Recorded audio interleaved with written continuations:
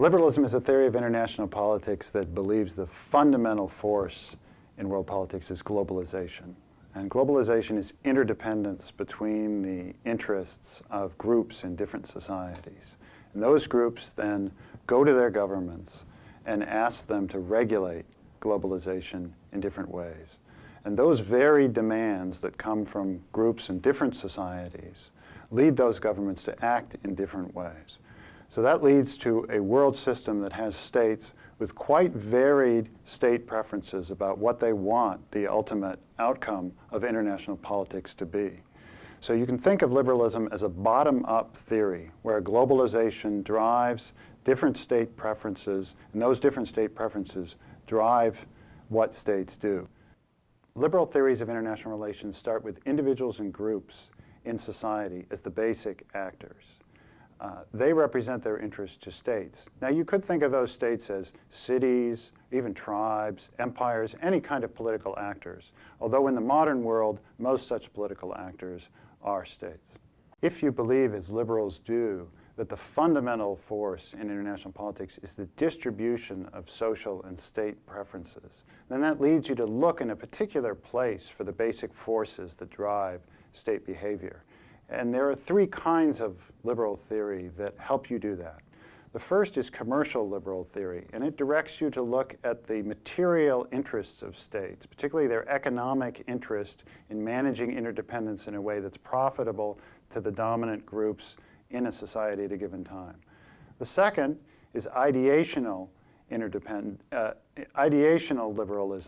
That focuses you on the ideals and beliefs of groups in society and their effort to realize those ideals in international relations. And the third is Republican liberalism. That focuses you on domestic institutions.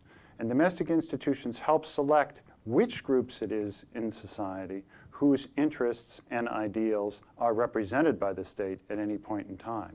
You put these three things together, interests, ideas, and institutions, and you get a comprehensive view of the different factors that influence what the preferences of states are, and therefore, in the liberal view, what they want, and therefore what they do. Some people think that liberal theory is unparsimonious. They say you're trying to explain preferences, then you've got these three types of preferences, commercial, Republican, and ideational. Liberalism, and then sub-theories within it. Isn't that very complicated? I'm sure my friend John Mearsheimer, who talks about realism, will say, I've just got 5 principles, I can do it much more simply. I think a theory needs to be as simple or complicated as the material it's trying to study. The world is a diverse place. We need a theory that can handle that. The test of a good theory is whether or not it generates particular mid-range claims at the level of things like the democratic peace hypothesis or theories of trade or explanations of how countries comply with international organizations that are relatively simple and relatively powerful. Based on that criterion, the liberal theory is a powerful and relatively simple theory. And that's the criterion I think is most pragmatic, most useful, and it's the one I use.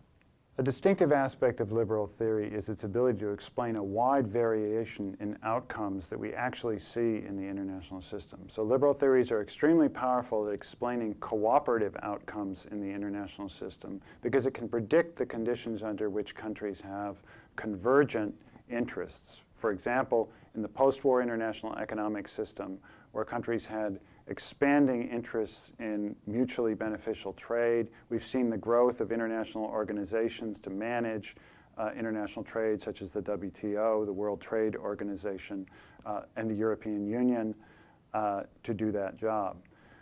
It's also able to explain, as I mentioned before, the democratic peace phenomena, that democracies tend to cooperate amongst each other and not go to war with each other. At the same time, it's capable of explaining in a very differentiated way when states go to war, to predict circumstances under which they do. For example, liberals would predict that democratic and non-democratic states, or states with opposed ideologies, say communist and non-communist states, or states with different competing visions of a religious future for the world, would be more likely to go to war than other sorts of states.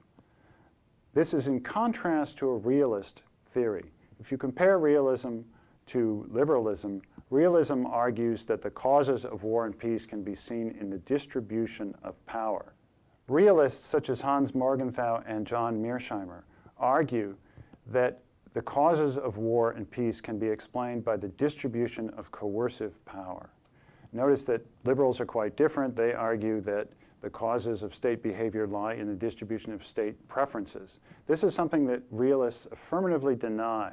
They argue that it really doesn't matter what motivations states have, what intentions they have, what domestic regimes they have, what ideologies they have. States will act the same on the basis of what distribution of power exists in the international system.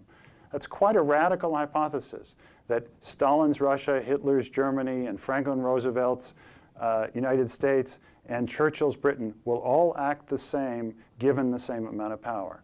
Liberals find this absurd. We believe that, in fact, those domestic differences really matter, and history does bear us out. It's often thought that realist theories are systemic theories and liberal theories are domestic theories. This is a distinction that Kenneth Waltz introduced into the literature. I disagree with this distinction. Both liberal theories and realist theories are systemic theories in the sense that Waltz used the term. What is a systemic theory? It's a theory that says that the causes of state behavior lie in the configuration of characteristics of states. The only difference between realist theories and liberal theories in this regard is the particular characteristic that these theories choose to emphasize. For realist theories, that characteristic is coercive power, and the distribution of coercive power across the international system is what determines what each state does. For liberals, the critical characteristic is the distribution of social preferences and state preferences across the international system.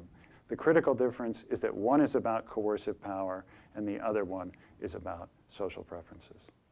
One might think that US-China relations, great power, superpower relations, is the last place we should look for liberal theory to be effective. But in fact, I think it works very well in this case.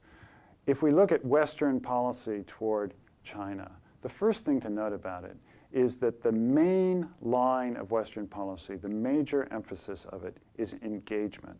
Our bet with regard to China in the United States and in the Western world is that by trading with China, by opening China up, we will make China a more pacific country, a country that's easier to deal with, because it will become richer, more educated, and more agreeable in every regard. That's the main line of Western policy. Now, it's true that Western policy also has certain elements that might be better explained by other theories. For example, we do balance China to a certain extent, and a realist might point that out. We do try to integrate China into international organizations, and an institutionalist might point that out. We do even try to socialize Chinese officials into thinking a different way about international relations, and a constructivist might try to point that out. But the main wager that we're placing with regard to China is that economic development, domestic regime change, and changes in ideas, fundamental ideas about legitimacy in China, will make it a country that we can deal with over the long term. In fact, that's how the whole process got started. We didn't really start dealing with China as a partner that we could deal with across the full range of policies until Mao was replaced by Deng Xiaoping. And that was a domestic change in China, a fundamental change in the purposes of that regime, which led to a change in our relationship with it.